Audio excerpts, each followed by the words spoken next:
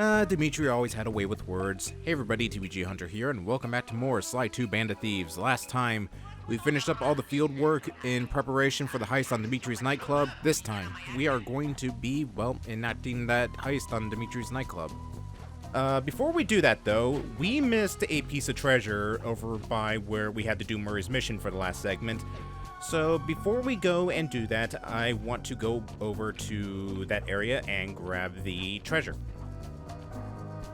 We're gonna go ruin some people's TV nights because why not? I'm pretty sure this place, this entire like island location here in France is under Dimitri's pocket, so I'm just gonna ruin the TV time for all his guards here.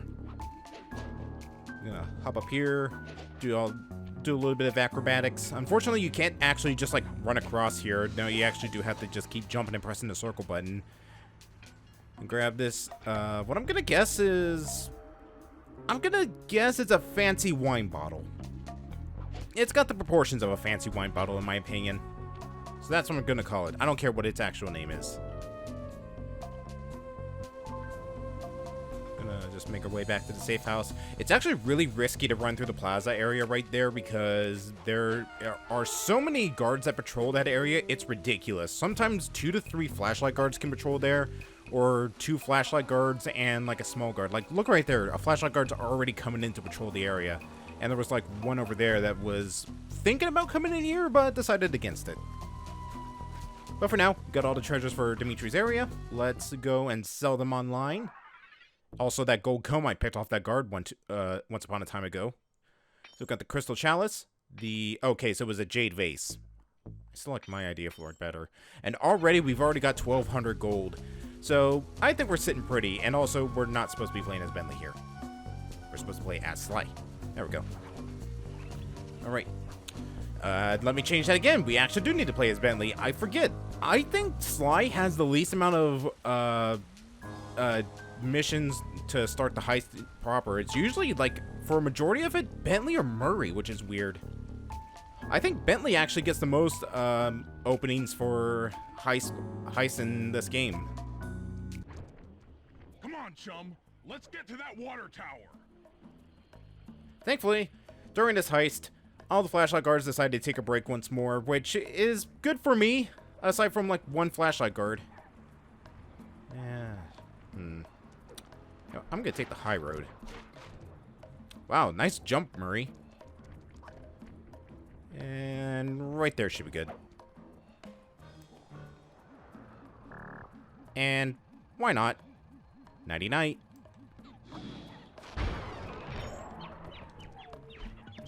Murray, you might want to move. Perfectly executed. Jump into my arms. I'll toss you up there. Alley-oop. Every time. I always, Bentley? Bentley? Bentley, what are you doing? You okay? Oh. He was scared in his shell for a good while there. I don't know what was happening. Alright, this time do it proper. I said, this time do it proper. Do it proper, damn it! Murray. Murray. I'm going crazy here. Thank you. You're gonna have to blast your way in. Already did that, Murray. Don't worry. Now, can you actually throw me in there now that I've made it more of a room for you to hit it? In hindsight, I probably could have just thrown a bomb up there, but I wanted to be tricky with that. Wow, Murray, your throw is abysmal. You know that? There we go. I need to focus. Which valves do I turn to divert water pressure from the plaza? To change the flow of water through a valve, I should press the circle button. Let's see, let's do this. I'm no plumber, but I think I have a good idea of what I need to do. Let's see, let's do this. We'll go up here, swap this.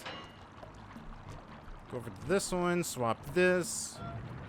And then finally we go over here and swap this. Success!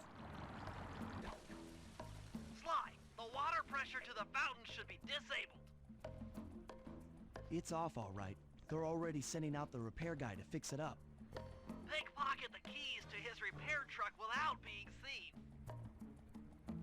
Now, I have a lot of memories of this heist. Not because of me playing this game over a dozen times as a kid and loving it to no end. Not because it's the first heist, so of course people would know it the most. I remember this heist most of all from the trailers for the game, the commercials, the things you would always see on TV back in the day that really like promoted this game. I always remember Bentley always talking about having to pickpocket the keys from this guard and then hand them off to him and Murray in the plaza.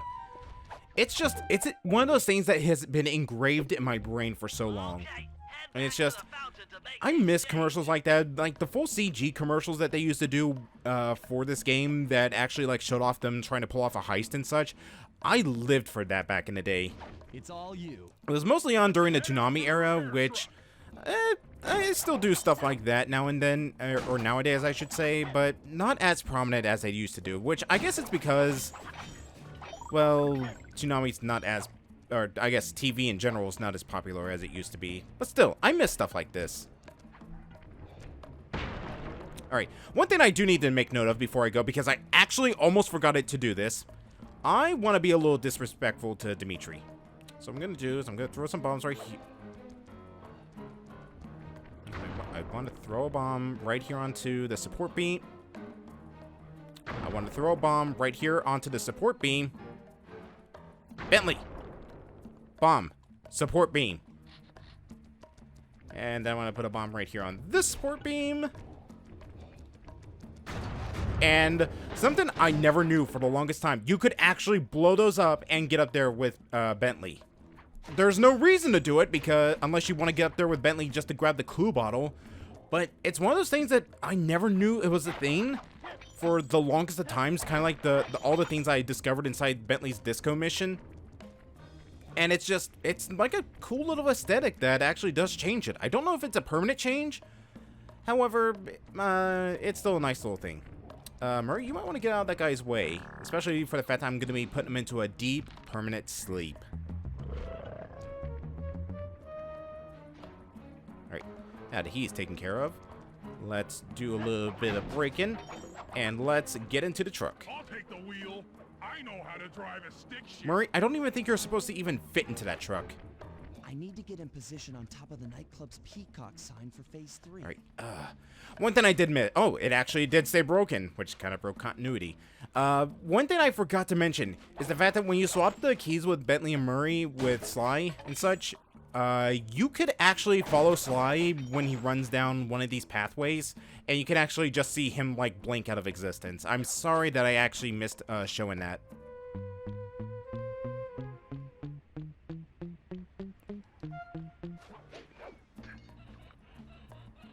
For now, let's just get up here on the peacock sign, and perfect landing. Not so perfect driving, though. You just drove right through that briefcase, Murray. Also, what kind of route were you taking? You took, like, the most roundabout way to get to the plaza. You could have just, like, you know, went straight, made a right, made another right, and you would have been here. I guess maybe to get to this angle. That's too low. A little bit higher. There we go. Hook's on. Pull away. Sly, the guards are onto us. Protect the truck.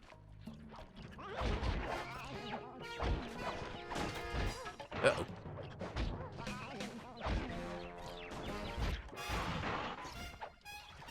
This is where knockout dive actually comes in really handy, taking care of these guards so they don't keep attacking the truck. What is this guy doing?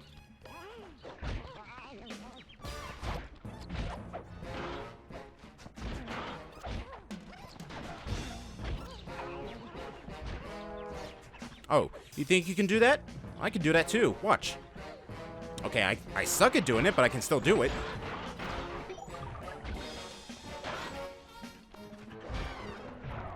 Alright. Oh, still more guards. I thought that was the last of them. I think this is the last of them because there's only 2 guards left. What is this guy doing? Alright, come on, come on. You're nothing. You're nothing. And last one. Might want to take some cover.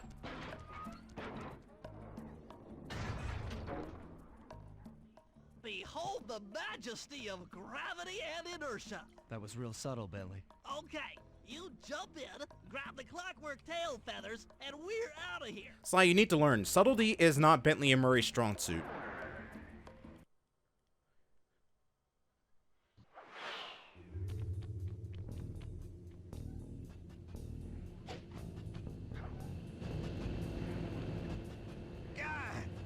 So raccooners do this.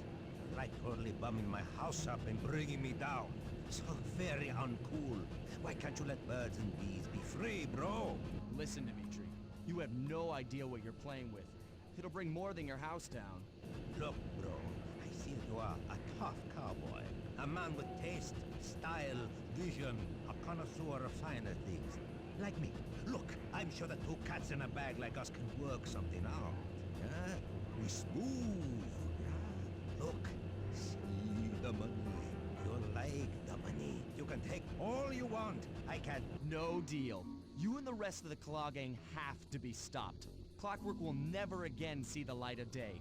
Just hand over the tail feathers and we can... What is this with clocks, bro? Have you no vision? Are you hearing what I beam to you? You think you have juice? Don't show me a little mind when talking about such big things. You think you can swing the bat? Show your bling and let me shine. Say again? I have no idea what you're saying. And your suit sucks. Oof, what a burn. Let's dance!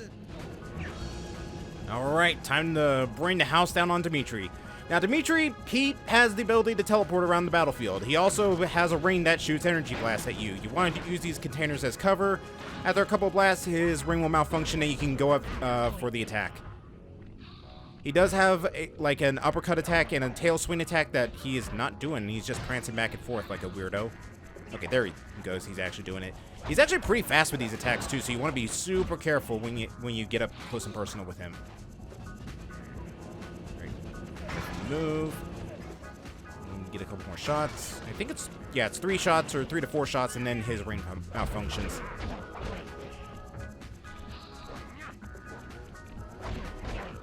Oof. Okay, Sly, can you actually hit Dimitri with the dive move? Thank you.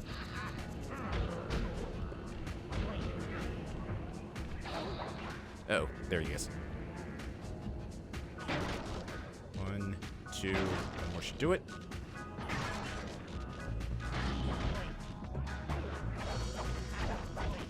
Wow, what a launch. Jeez.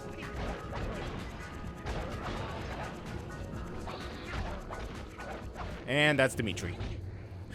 He immediately just forgets about it, goes to the printing press to work on it, and then just like, oh, geez, wait, I forgot I was fighting him. You take clockwork feathers and my counterfeiting operation. It's past tense. I'm doing you a favor. What kind of thief prints money? There's no honor in that. You... What'd you just call me? Hooray, we got the tail feathers. And all in one piece, too.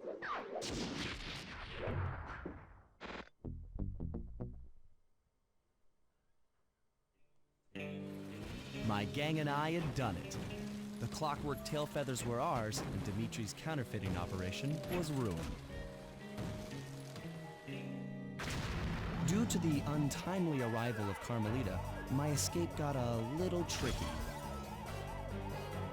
Angry at having just missed me, she took it out on Dimitri, shutting down the nightclub and throwing the frustrated forger behind bars. The gang and I headed out of town for a week in Monaco. I figured the team had earned themselves a well-deserved break. So, yeah.